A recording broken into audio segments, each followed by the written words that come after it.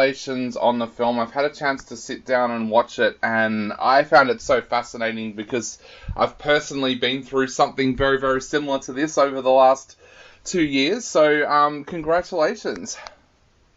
Thank you so much. Yeah, I'm quite interested to hear what you thought, to be honest, from your sort of perspective on things. Yeah, definitely. So, the political seat that I live in here in Victoria, we actually had the opposite happen at the last election. This seat had been held by the Conservative Liberal Party for, I think they said, approximately 160 years. And for the first time ever in the seat's history, it went to Labor, which was a complete shock to a lot of people, and a lot of revelations came out afterwards to why it happened. But that's why I found your documentary so interesting, because a lot of the things that people said are very, very similar to the things that people said here as well. Yeah, so you had like the blue to red then down there, I suppose, assuming the political parties are the same colours. You had a blue to red and we had a red to blue up here. They are, yes, yeah. So Jay, tell us a little bit for you personally. How did you what made you want to pursue this story and turn it into a film? So I think it was the actual change itself, you know. I mean, being from Mansfield, for your listeners and your viewers that might not be familiar, which is probably a lot of them, Mansfield is sort of an ex-pit town, an ex-mining community in the north of England. And, you know, you grow up here, you always just assume that it's a Labour seat, right? Labour had a very strong connection with the mining industry, with the workers, with the unions. So it's just one of those things that you always just assume Mansfield is a safe Labour seat, as are many of the constituencies in the north of England. So then when we finally flipped to the Conservatives in 2017, I think for even people who didn't vote for the change, and even those who did, I think it was sort of everyone was shocked in equal measure. And I remember quite distinctively being sat at the pub a couple of days after it happened, sat around with a couple of mates, and we're all sort of looking around going, how did this happen? You know, it's just one of those things that you never assume that a seat like this would flip to the Conservative Party. So then, being a filmmaker, put the little storyteller hat on, and started to sort of dive into the details and do a bit of research, and found that actually, yeah, there's a really fascinating story buried in here, you know, a political story, a historical story, and one that's, I suppose, you know, about the soul of a town, really, and what it means to make this political change. Was it difficult to find people who were willing to talk, especially about who they voted for? Because I know here in Australia, unless somebody bleeds blue or bleeds red, they don't really like to talk about who they voted for. So was that something that you found when you started out with this documentary? To a degree, yeah. So one of the first people that I approached is, as you'll know, because you've watched the film, is Ben Bradley, who was this Conservative MP who flipped the seat to the Conservative side. Yeah. So I approached him first because I thought, really, this is his story. You know, he's the guy at the heart of it at the end of the day. So I thought, if I get this guy on side, then everyone else might sort of fall in line. So Ben was really up for it. Obviously, I think from his perspective, he was thinking that we were just going to make a film that sort of glorified his victory, really. And obviously, you know, if you've seen the film, you know that that's not really the case. We tried to make Redt'Blue in sort of a non-partisan and politically neutral way, if you will. Yep. So then once Ben agreed to sign on, there was sort of these other characters that then began to rear their heads. So guys like Sid Pepper, who's in the film, who was the UKIP parliamentary candidate, so a pretty right-wing guy by all means, and he's got some pretty extreme views. But he sort of popped his head up. You had people like Mick Newton, who's sort of the main Labour voice, I suppose, in the film. He's an ex-pit worker, a lifelong union guy, worked down the pits and has been, you know, voting for the Labour Party all his life. And he really is the soul of Redt'Blue, I like to say. You know, this is a normal working class bloke who just sort of takes you through the motions of how this change took place from his perspective, you know, as just a sort of a non-political player, I suppose. So yeah, it was quite interesting, really. I mean, I think here in Mansfield, politics is particularly polarising because of that history, you know, with the pits and with Margaret Thatcher back in the 80s, where she started to shut down a lot of the pits, right, in the mining communities that were in the north of England, and cut off our economic chain, I suppose. So yeah, it's a very strong topic here locally, and something that definitely, you know, when you're down the pub and you've had a few pints, if politics comes up, there's always some choice words, Yeah. you know, said by people. Well, is politics something that you've always had an interest in? Because I've noticed here, especially in Victoria, that our last election, I don't know how much you know about Australian politics, but the last Victorian election was the most one-sided result that we've ever had in Australian politics, where the Labor Party just completely decimated the Liberals to the point where they're saying it'll probably take 3 elections for the Liberals to even get back to even ground. But a lot of people seem to have taken an interest in politics since that result. Is that something that you've found in Mansfield, and also for yourself? Was politics something that you were really interested in previously? Yeah, so I think actually when I first started to become really aware of politics and interested in it was that 2017 general election. At that point, I think that was the first election that I was old enough to vote in. I'm only 23, you need to be 18 to vote in England. And we had a leader of the Labour Party, Jeremy Corbyn, right, who was a progressive, who was very left-leaning, and who came out and was saying some things that you've never heard a politician say before, and things that really interested the youth. You know, Jeremy Corbyn was quite renowned in 2017, and indeed since he took over as leader of the Labour Party. You know, here was this guy who you'd never really seen before, you know, a guy who was touting these progressive values, who was saying things like, we need a higher minimum wage, we need to tax companies that are avoiding paying tax, right? We need to fund our NHS efficiently, you know. All these things that you just never heard a Conservative or indeed a Labour politician say before. And he really piqued my interest, you know. This guy really interested me. So during that 2017 general election, like I say, the first one I voted in, and Jeremy Corbyn's really the guy that inspired me to take more notice of politics, I suppose, and actually actively get involved in the sense of paying attention to what was going on and sort of being an informed and educated voter. And that really informed the creation of Redt'Blue. You know, one of our defining principles and something that we wanted to achieve with the film was to create a more perceptive and engaged voter base, not just here in Mansfield, but indeed across the UK, right? So you can watch Redt'Blue, hopefully, no matter your political allegiances, you can watch the film and sort of learn something from it, you know, get a better idea of what exactly it was that was going on in Mansfield in 2017 that led to this change taking place. Because come the next general election that we had in England in 2019, a lot of these northern ex-Pit Town constituencies also flipped to the Conservatives, but we were one of the first ones, right? Yeah. So we were really the precursor, the microcosm, if you will, for the entirety of the Midlands and the north of the UK. How important was it for you to make this film politically neutral, and how difficult was that to do as well? I mean, I think it was extremely important. You know, I've always said from the beginning, and I've said to my crew and made it very clear that I feel that the story of how and why Mansfield flipped to the Conservatives is fascinating enough without the need for me to inject my own political bias onto the film, right? You know, we've got quite a fascinating story here that really weaves in, as I said, these multitude of factors, a perfect storm, I suppose you could say, of things that came together.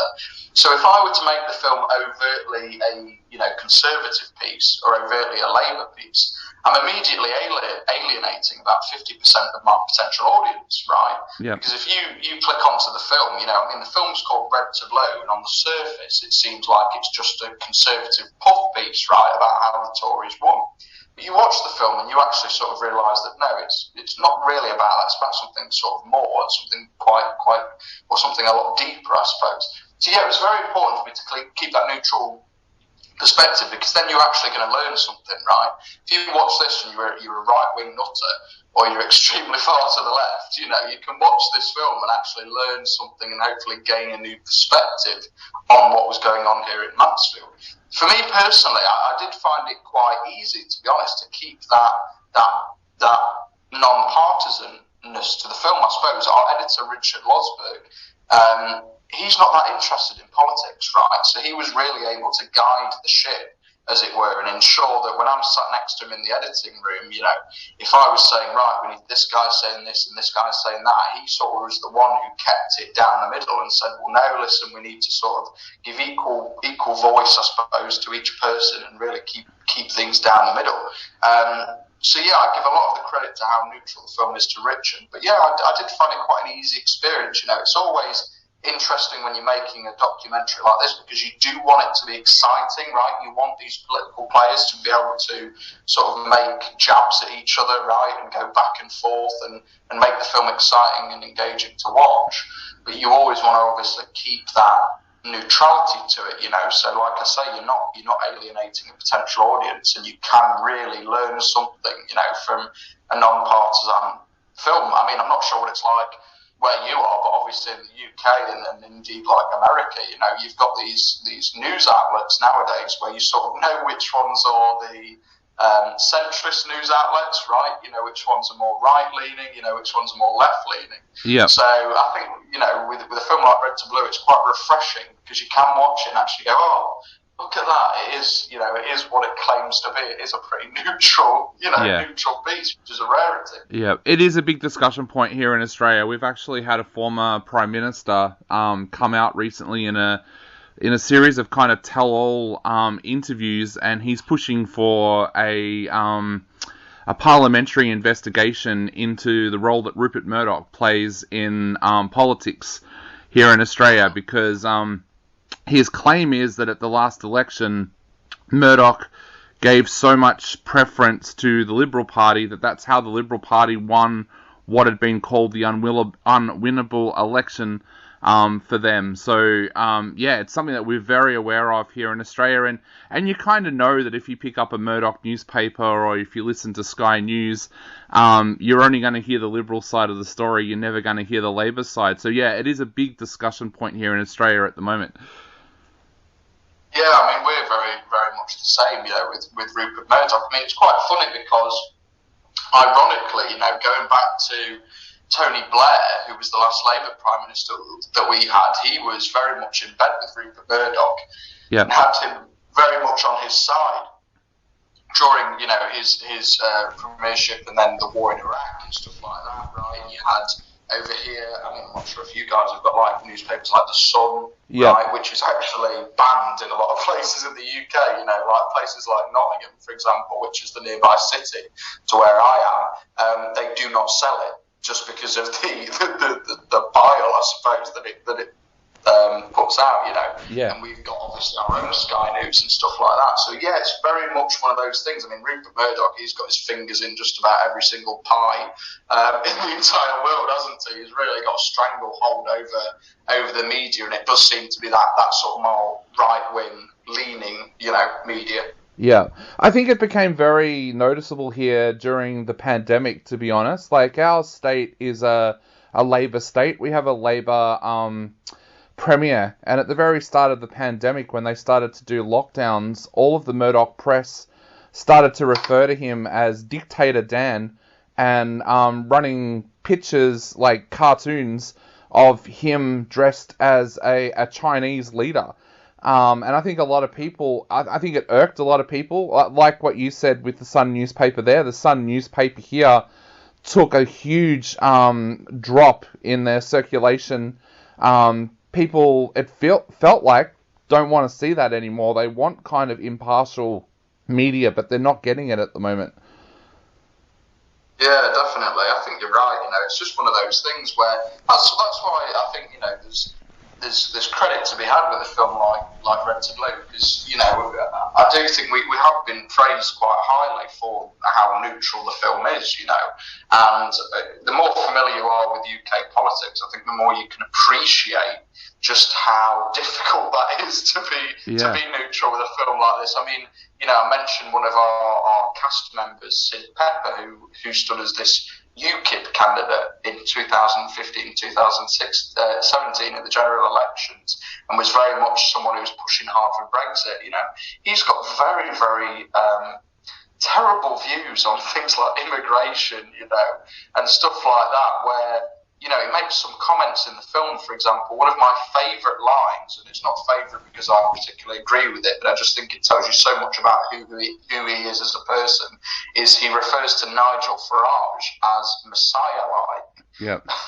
Which is just so ridiculous. But it's one line that he says in the film where you sort of you hear him say it and you go, I know who this guy is straight away. You know, it tells you so much about his character. So to have guys like that in the film, you know, where I probably couldn't be further away from him politically, in my own opinions, you know, but still, you've got to listen to these people. You know, you've got to let them talk. You've got to let them get their point of view across and be empathetic to their perspective on things. You know, that's how you really get these people to open up to you and be honest, you know. So yeah, it's a difficult task for a director, but you know, it's something that I really do believe in, is taking this neutral approach when it comes to a political documentary like Redt'Blue. Yeah, and for all the listeners out there, the politician that Jay is talking about is very similar to Pauline Hanson's One Nation Party here in Australia, if you need a little bit of clarification on that. Jay, where to now for you? This documentary has won awards, it's got critical acclaim. What's your next project now? Well, I am moving back into narrative filmmaking, so it's been nearly 5 years since I last made a narrative film, so I'm diving straight into that. The film is called After Dark. It's a narrative short film, as I say, and it tells a really beautiful and personal story to me, actually. The film follows a young boy called Kevin, who, you know, his family has sort of fallen on hard times. They're a working class family, you know, living in the north of England. And Kevin is suffering with undiagnosed childhood schizophrenia. And this sort of deteriorating mental state that he finds himself in begins to play a bigger and bigger role in the film as it progresses. But Kev hears about a sort of county-wide poetry competition with a prize fund that he thinks is large enough to maybe save his family from this financial ruin that they find themselves in. So he begins to write this poem that sort of embodies his life and his experience, you know, and integrates his mental state. So it's a very personal story to me, obviously a very heavy subject matter, but one that I'm really excited to dive into. You know, my real passion is in narrative filmmaking, so it's a real honour to be able to use the momentum, and as you mentioned there, the success that we've had with Redt'Blue, the awards and the critical acclaim, to then be able to sort of push that momentum that we've had coming off of Redt'Blue into a new project. Another interesting thing that's worth mentioning is in a couple of weeks' time, I'm actually showing Redt'Blue down in Parliament, so in our House of Commons down in London, to a group of cross-party MPs and staff members and people who work down in Westminster, down in London. So that's a really exciting opportunity and something that I'm really looking forward to actually be able to show it to government ministers, you know, and MPs, and sort of be able to show them this story, you know. So that's a really exciting opportunity that I've got coming up soon as well. Wow, that's absolutely amazing. And Jay, if people want to sit down and watch Redt'Blue, where's the best spot for them to be able to watch it now? So the best bet is probably if you jump onto Google and search for a Redt'Blue documentary, and that's Redt'Blue documentary. You'll be able to find loads of search results there in our film. We've got the full film now on Vimeo, so you can search for it directly on there. But if you just Google our film, you'll be able to find links to our social media pages, other interviews that I've done, our trailer, and anything you need to know, really, about Redt'Blue. But I definitely recommend checking it out. I think your audience may find it very interesting, you know, as you mentioned at the start of this interview, that sort of parallel between what you guys have happened, you know, down under and then what's gone off here as well. I think it will be a really fascinating watch for your viewers, potentially. Definitely, and we're heading into another federal election here at the moment, and there's a big rumour that our sitting Prime Minister is going to lose his own seat. So, yeah, it's going to be interesting times ahead here in Australia as well. Jay, I want to say thank you so much for taking the time to come on our show today. It's been an absolute privilege chatting to you, and I cannot wait to be able to check out After Dark as well.